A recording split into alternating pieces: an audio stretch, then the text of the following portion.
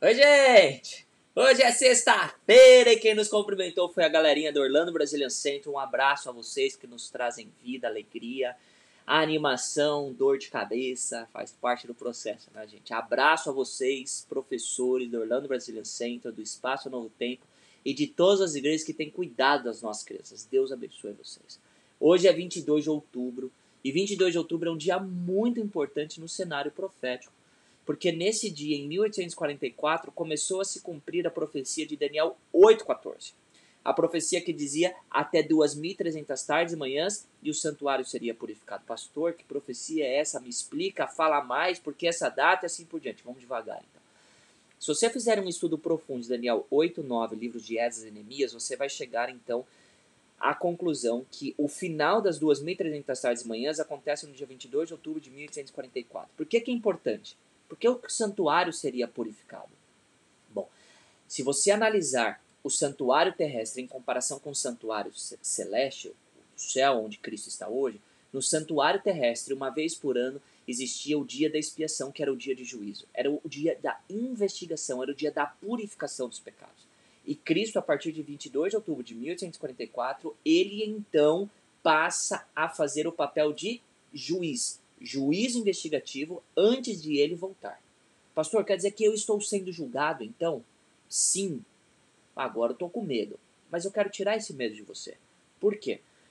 Porque o livro de Daniel, nos capítulos 7 e 8, nos deixa claro que o juízo não é contra os santos.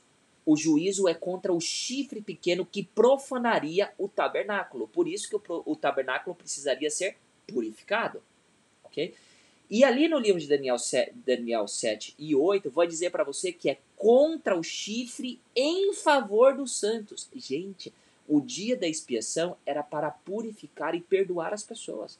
O juiz investigativo é para a sua salvação. Sua salvação. Então se alegre por isso, porque Cristo hoje é o nosso sumo sacerdote no santuário celestial. Mas pastor, e esse negócio desse chifre pequeno que profanaria o tabernáculo? A Bíblia nos diz que ele perseguiria os santos do Altíssimo, ele mudaria as verdades, ele pisaria na lei de Deus e assim por diante. Pastor, me explica melhor isso aí. E é sobre isso que eu quero me deter na reflexão de hoje. Porque essa é uma parte da verdade dessa profecia que muitas vezes a gente não se atenta. Mas note, a profecia dizia que o santuário seria profanado, mas também seria purificado. E eu quero mostrar como que o santuário foi profanado, mas purificado até o dia 22 de outubro de 1844, onde Cristo passa a fazer o papel de juiz como no juízo investigativo. Então eu quero mostrar para vocês aqui uma imagem. Você está vendo aí na sua tela a imagem do santuário terrestre. E aqui nós temos então alguns móveis. Olha só, nós temos o altar de sacrifício, a pia, o candelabro, o pão, o altar de incenso e a arca da aliança dentro do Santíssimo. Ok? Então vamos lá, vamos por parte. Primeira parte aí, o altar de sacrifício. Era ali que era sacrificado o cordeirinho. Cristo é o nosso cordeiro que tira o pecado do mundo. Mas na Idade Média, o chifre pequeno diz que a gente não precisava mais do sacrifício de Cristo. Como assim, pastor? É verdade. O chifre pequeno vendia indulgências. E através das indulgências você comprava o perdão do seu pecado. O altar de sacrifício, ele foi profanado. Infelizmente foi profanado. Depois nós tínhamos a pia. A pia que era símbolo da purificação através da água, o batismo. E na Idade Média, o chifre pequeno fez duas coisas com o batismo. Primeira, mudou o batismo de imersão para aspersão. A palavra em grego para batismo é baptizonto, que significa afundar, submergir. Mas o chifre pequeno começou a ensinar que nós deveríamos ser batizados jogando água sobre as pessoas. Isso não existe na Bíblia. Não existe nenhum batismo por aspersão na Bíblia. Em segundo lugar, a Bíblia nos ensina que o batismo é para perdão dos nossos pecados quando nós confessamos o pecado. Ou seja, uma pessoa para confessar ela precisa ter consciência. Mas o chifre pequeno começou a batizar bebês na Idade Média. Exatamente. Mas eu te pergunto, existe um único batismo na Bíblia de algum bebê? Não. Na Bíblia, as crianças são apresentadas e dedicadas. Cristo não foi batizado quando ele era bebê. Cristo foi apresentado no templo. Cristo foi batizado quando ele tinha 30 anos. Vamos continuar aqui, olha. Nós temos então o candelabro. Jesus diz que nós somos a luz do mundo. Nós temos que dar testemunho. Mas na Idade Média, o testemunho foi tirado das pessoas e foi passado apenas para os líderes religiosos. Só os líderes religiosos deveriam ensinar a palavra. Só os líderes religiosos deveriam dizer as coisas, então, bíblicas, celestes, as cristãs, ou, enfim, as coisas espirituais. Profanado o candelabro. Depois nós tínhamos a mesa dos pães. Jesus disse que nem só de pão viverá o homem, mas de toda palavra que procede da boca de Deus. Nós somos alimentados da palavra de Deus. Mas na Idade Média, o chifre pequeno, a igreja tirou a palavra das pessoas. Ninguém mais tinha acesso à Bíblia. A Bíblia era escondida, era guardada. Inclusive, os cultos religiosos eram feitos em latim. Latim que não era a língua do povo, para que as pessoas nem entendessem muito bem aquilo que estava sendo falado. Depois nós chegamos então no altar de incenso. O altar de incenso que simboliza a intercessão uns pelos outros, mas principalmente a intercessão de Jesus Cristo, nosso sumo sacerdote. Essa intercessão foi alterada pelo confessionário. Como assim, pastor?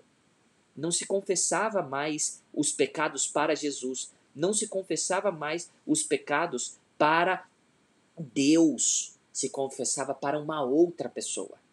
Se intercedia não apenas com Jesus Cristo, se criou outros intercessores, chamado de santos, e esses santos intercederiam pelas outras pessoas. Só que a Bíblia nos diz que só existe um sumo sacerdote, um único advogado, Jesus Cristo justo. Altar de incenso foi profanado. Mais um detalhe sobre o confessionário. É interessante porque o confessionário é como um santuário. Um santuário que ele é mais ou menos como o santuário terrestre, porque ele tinha 2 compartimentos e dividido por um véu. Olha só. Vamos continuar aqui porque nós chegamos então dentro do Santíssimo, onde nós tínhamos a Arca da Aliança. E a Arca da Aliança continha o maná, a vara de Arão e as tábuas com os 10 mandamentos. E os 10 mandamentos foram alterados.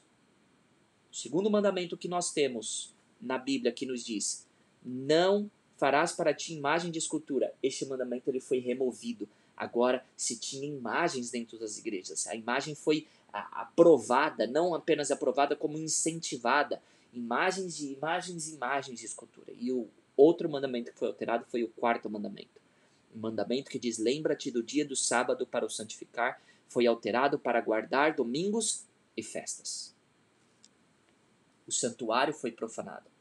As verdades do santuário foram profanadas. Mas a profecia dizia que até 2.300 tardes e manhãs o santuário seria restaurado. Então essas verdades elas tinham que ser restauradas até 1844. Então vamos lá, porque isso precisa ser restaurado. E agora eu quero mostrar na história como Deus usou pessoas para restaurar a verdade do santuário. No ano de 1300, um homem chamado John Wycliffe, ele começou a fazer a primeira tradução da Bíblia. A primeira tradução para o inglês. E a Bíblia foi dada para o povo. As pessoas tiveram acesso à palavra de Deus através de John Wycliffe. Aí surgem os Lollardos. E graças a Deus pela vida de John Wycliffe, que deu a Bíblia para o povo através da tradução que ele fez. Primeiro móvel restaurado.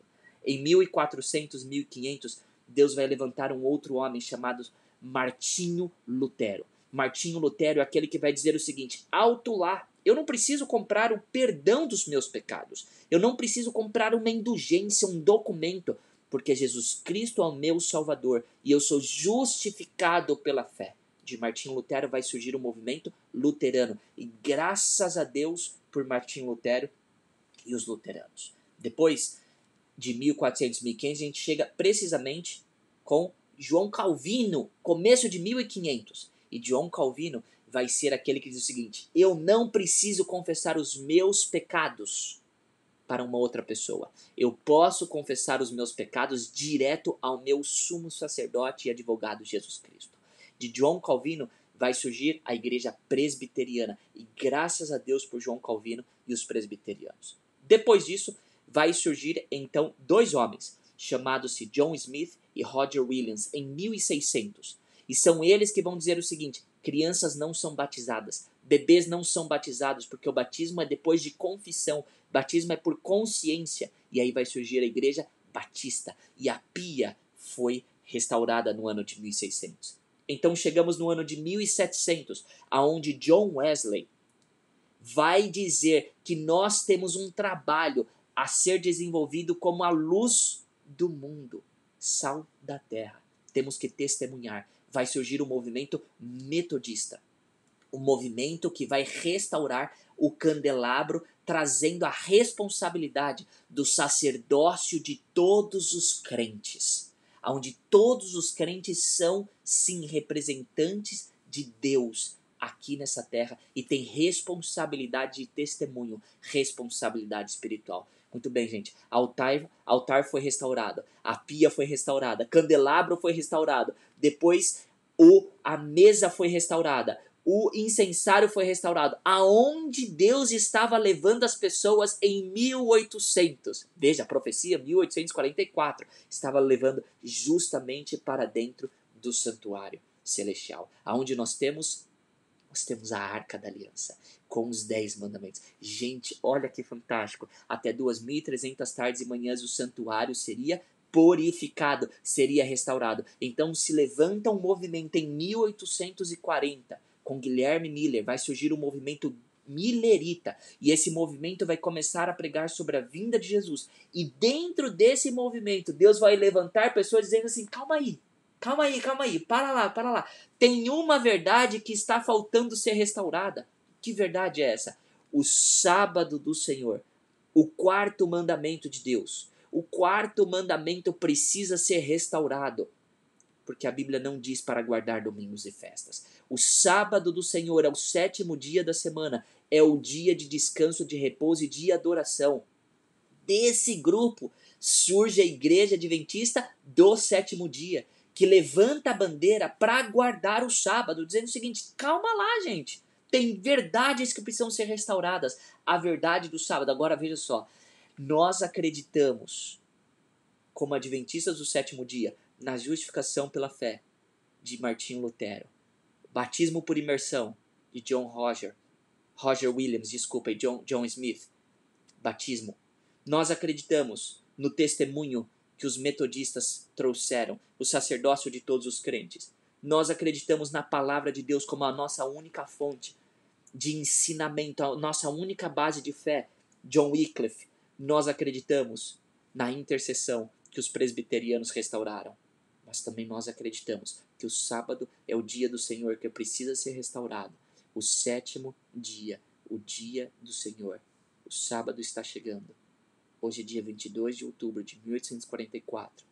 De 2021, desculpa. Dia que nós relembramos a obra que Cristo começou no santuário celestial em 1844. Feliz sábado, com uma marca especial. O sábado é a verdade que precisa ser restaurada. Um abraço, gente. Fiquem com Deus. Tchau, tchau.